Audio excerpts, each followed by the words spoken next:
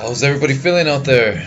Yahin here. Um, Today I want to focus on health, and health has to do a lot of how everything around you happens or certain situations occur. Okay, so let's just say you overly consume a lot of fast food and you really don't have enough time to make yourself a decent meal and you don't eat vegetables and fruit on a regular.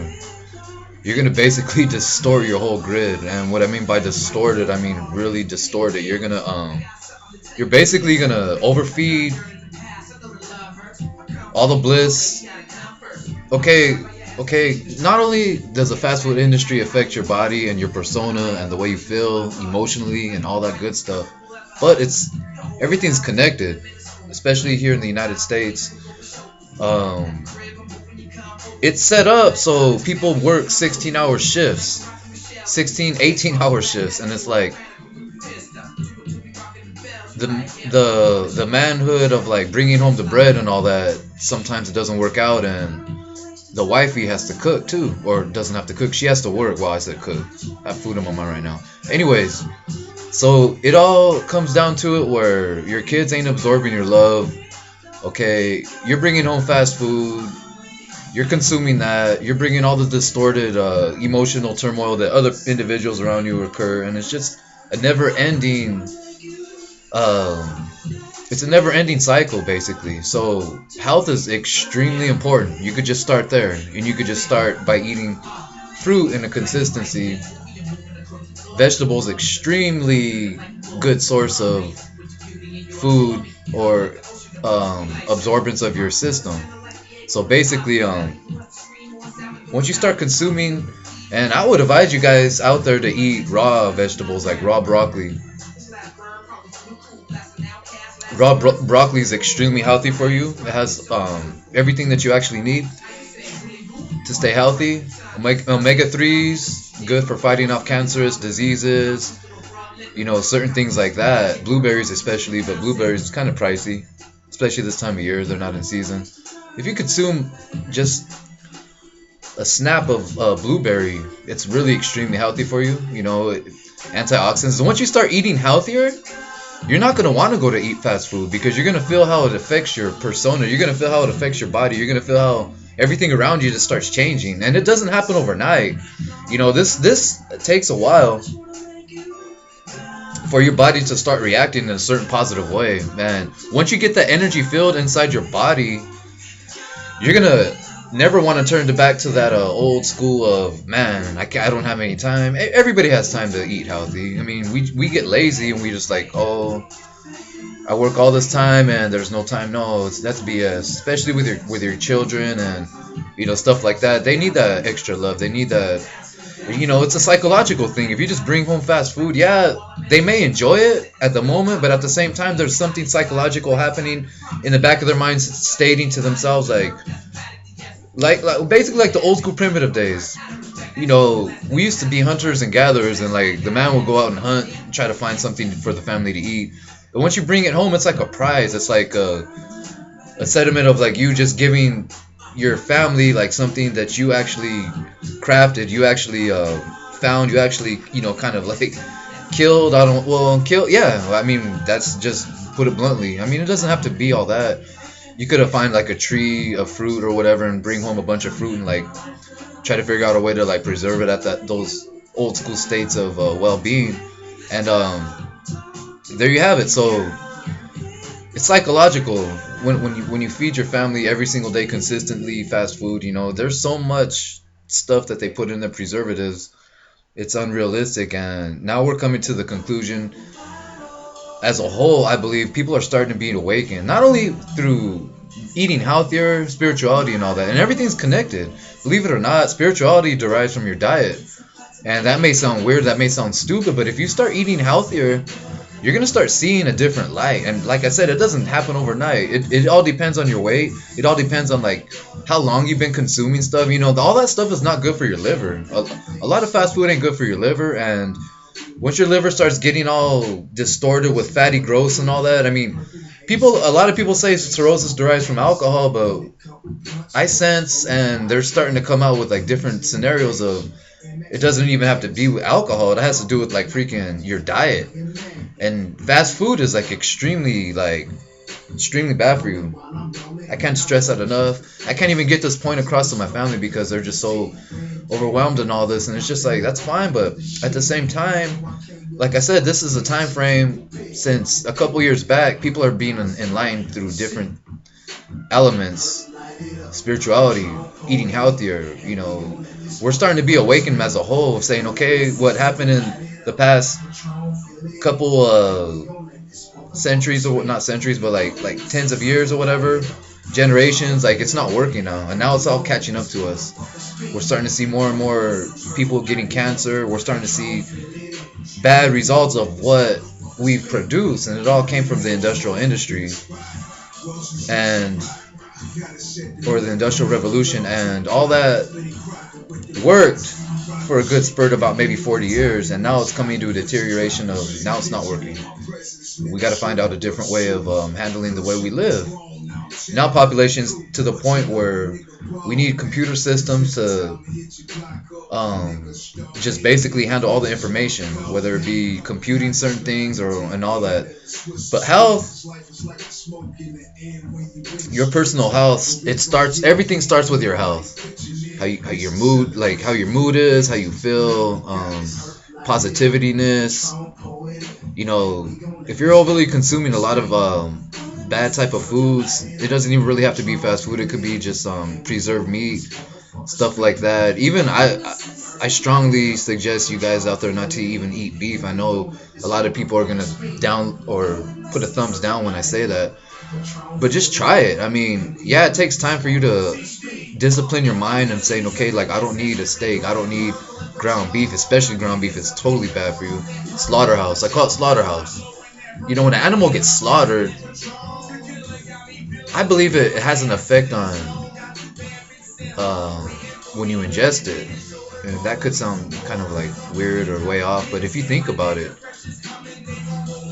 even back in the primitive days, where our teeth is not made to eat meat, and Jesus always spoke that to his prophets in stating, "No lamb." And I don't know the significance of why a certain time period where people put the lamb's blood in their front door about the death spirit going through. I forget that storyline, but maybe I'm going off track. But even Jesus told his prophets, if you read the right books, you'll get to a certain knowledge of just sticking to fish, because everything about fish is good for you, and there's nothing really wrong with it. Although we had that stupid nuclear fallout 2011 in Japan, that pretty much it's all in the Pacific Ocean now. So yeah, it is tricky. These days we're just us as humans are doing so much negativity towards towards Gaia. It's to the point where we got to stop and check ourselves, and maybe we deserve to become not extinct, but some cataclysmic event to kind of like cleanse out what we've done the past, I don't know how many years, maybe this past 100 years. We've done a lot. If you look at evolution, you look at inventions, the past 100 years since I would say 05, we've done a lot as far as humans. The light bulb, and that supposedly started this whole bullshit as global warming, which is kind of it could have had an effect on it, because when they invented the halogen light bulb, I kind of noticed a change, and now it's a law stating where you can't use the old school. I forget the type of light bulbs they're called. Well, especially in California. I don't know about any other states. I haven't really researched that, but maybe I'm going off track again. But health, everything drives with your health. Everything, how you, like I said, how you feel, your cleanliness of thought. The more healthy you eat, the more sharp your mind is. The more exercise you get, the more sharp your mind is. Just like the Tibetan monks always preach, and they're one of the most poverty people in the world, but these people live up on the Tibetan mountains, and they eat raw vegetables, and they're like the happiest people on the planet, besides maybe some folks over there in Peru mountains.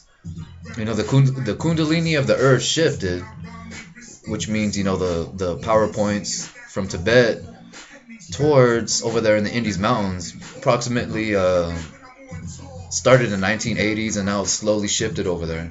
But we still got those highly spiritualited personnel over there in Tibet that's still there, still doing their thing. You know, I give total props to them.